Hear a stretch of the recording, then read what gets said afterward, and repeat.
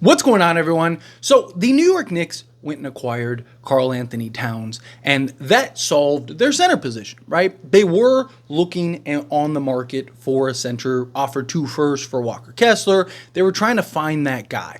Mitchell Robinson, he was expected and projected to start, but then they got news that he won't be back till earliest December, January, but they have no real idea of when he's going to return, as well as they wanted to kind of take their time with Mitchell Robinson on his return. Mitchell Robinson wanted the same thing. He didn't want to have to rush back. The idea is for him to be as healthy as possible the rest of the season, right? Talked about it with guys like Christian Wood or even Jared Vanderbilt. I'd rather see those guys miss the first 20 games so they can play the last 62 than try to rush back, play the first 20 games, and end up missing the last 62. It's kind of the same thing that the Knicks are looking at. And so now that they got Karl Anthony Towns, the idea is like, okay, well, great. Now they're good. Now they're in good shape, right? They got Karl Anthony Towns who can slot in at the 5. They have, Precious who can come in and kind of be the backup and fill in that role momentarily. They can now take their time on Mitchell Robinson. They don't have to rush him back and immediately make him come back in, right? And then when he is healthy, you can either A, have him be the primary backup and keep his minutes low, or you could even start him and move Cat to the 4, right? And go something with Brunson, Mikal Bridges, OG, Cat, and Robinson, and have just this real sizable 5-man unit, obviously outside of Brunson, but be really versatile defensively and kind of matchup. Gives you matchup options depending on who you're playing, depending on how you're matching up, right? And so the idea of like Mitchell Robinson staying with the Knicks made a ton of sense, right? There was a lot of talks of like, oh, is Mitchell Robinson going to the Minnesota Timberwolves? And then lo and behold, that didn't happen. Then there was talks like, oh, is he going to a third team? What's going to happen? Ultimately, nothing happened. But now you are hearing reports of Mitchell Robinson likely the next to be traded by the Knicks, making around $14 million, right? They could package him. They have a couple pieces that they could get to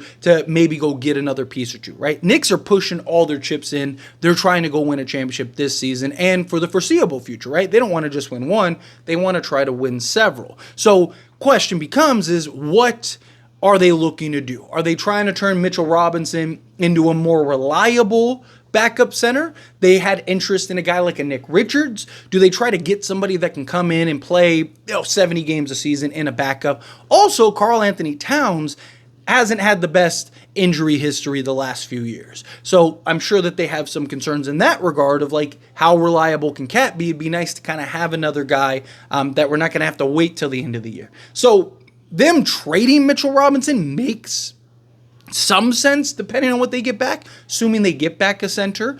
But, of course, with him being available, a lot of Laker fans really want Mitchell Robinson. A lot of Laker fans are like, go get Mitchell Robinson.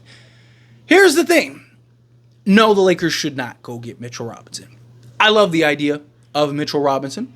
I think Mitchell Robinson would make a world of sense slotted alongside Anthony Davis, that big physical center that can rebound, hustle, block shots, run the floor, do a little bit of everything, right? When Mitchell Robinson is healthy, that dude is tough. He is tough, right? But that's the problem. The Lakers are not in a position where they can take a gamble on a center that may or may not even play this year. They don't know when he's going to return. If he was healthy, right? If you knew, hey, he's going to play at least 60 games, right? That on average, right? Like, then sure, maybe you go take the chance. You can bring him on as the backup, kind of give him a limited role, kind of keep his minutes tight so that way he's healthy come the playoffs. But he's not even going to be available till December, October. And then let's say he is, are you really going to trade for him? And then what happens if he doesn't come? What if he's not healthy? Or what happens if he comes back and he ends up getting hurt again? Now you're in a position where you just traded whatever you traded to go get Mitchell Robinson. Now, maybe if you could get him essentially for free, but I don't really see that happening. My guess is that the Knicks are going to trade Mitchell Robinson. You're going to trade him for a center that they can trust, that can be a little more reliable. I don't see them wanting like a Jackson Hayes or a Christian Koloko or something like that. And he's even on a 2-way, so you couldn't even do that even if you wanted to. But they're probably going to want, like I mentioned, a Nick Richards or something. Now, maybe you could work out some type of 3-team deal, right? Maybe there's a team that is like, hey, we really like, Rui. So maybe you could get a Mitchell Robinson and another piece from somebody, and Rui's going to this team, and maybe they have a center that's going, and maybe you could work something out, but it just becomes so complicated, right? Like, at that point, you're better off just going and getting a Valanciunas. Probably going to cost the same price, if not less, than a Mitchell Robinson's going to cost. But at least you can count on him to play 70 games a season. At least you can count on a Valanciunas to be there game in and game out. Or go and get like a Walker Kessler and just pony up the assets to get him.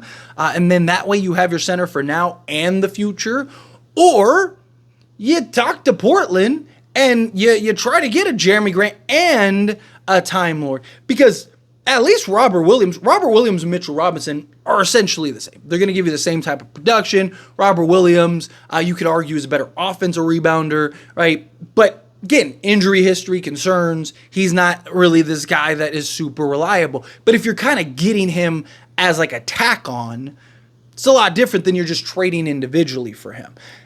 I would honestly rather go get Clint Capella than go get a Mitchell Robinson, right? And I know some people are going to be like crazy, but it's not even about who's better, right? Mitchell Robinson healthy, I would take him all day. But Clint Capella has been healthier. He's still one of the best offensive rebounders in the entire NBA. He's still a double-double guy, and he's $20 million, but he's an expiring contract. So he frees up cap space, and then also this guy behind me, LeBron James, could free up even more cap space if you want to go make some plays to kind of upgrade the roster again in the offseason. And if he works out and he's great, you could re-sign him to a new deal and get you, $10 million a year or whatever, right, on a new contract.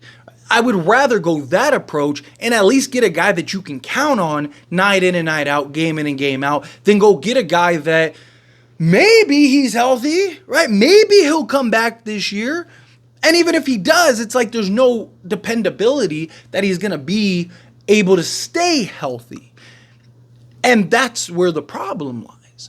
You already have issues with Christian Wood and questions with him and Jared Vanderbilt. Like, do you need to add another guy? If it was Joel Embiid or something like that, now we're talking, right? The risk is worth the reward. But Mitchell Robinson, like, how much of a ceiling raiser does Mitchell Robinson make us? Like, if you're getting him for basically nothing, like if you can get him for like a second or like 2 seconds, then sure, maybe it's worth the flyer. But again, I would imagine that the Knicks, if they're going to trade Mitchell Robinson, they're going to trade Mitchell Robinson to go get a center that is more reliable and more durable. They were looking for that before they went and got Karl Anthony Towns. So now they solved their center position in theory, right, with Cat, and then you got Mitchell Robinson as a backup, and then you got like Precious and the other guys as like, your third and fourth, right? They got Jericho Sims. So you have guys that can kind of be the third, fourth option. But if you're then just going to go trade Mitchell Robinson for something, it doesn't make a lot of sense. Unless they really like, like I said, a Rui or something on the roster. But even then, it's like, now you got to kind of fill in that void because Jared Vanderbilt's out.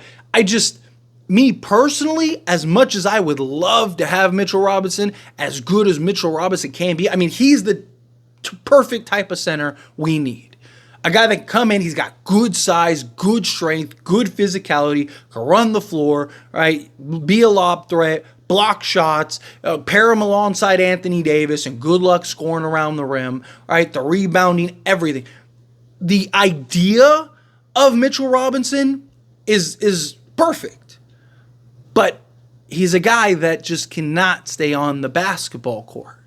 And if you're going to take that risk, again, you might as well try to convince Portland to add on a Robert Williams who basically is another Mitchell Robinson, and at least he's an add-on. You're getting another piece in the deal to where you can kind of offset the risk here a little bit, right? You can kind of justify the risk a little bit. Obviously, it depends on what you give up. If you're giving up 2 firsts to make that happen, then no, that's silly.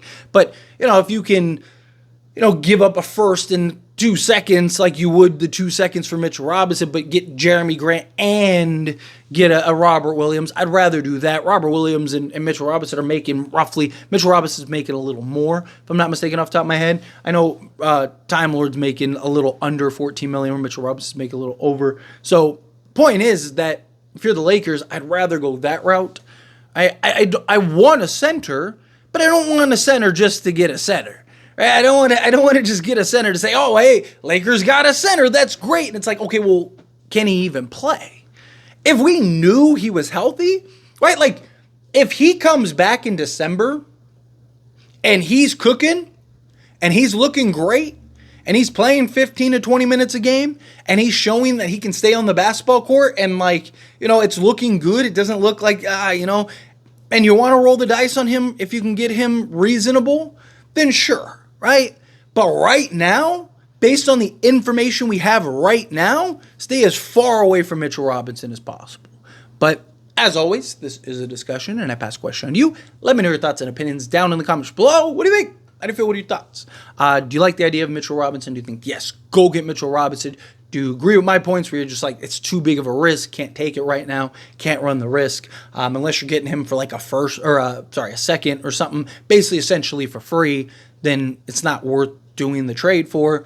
However you feel, whatever your thoughts are. I'd love to hear it, so let me know down in the comments below. That being said, if you haven't liked this video, hit that like button. Helps me a lot. So we enjoy these types of videos, and I truly appreciate it. Not subscribe channel, hit that subscribe button. Turn on the bell notifications. Appreciate y'all. See you in the next one. Thank you.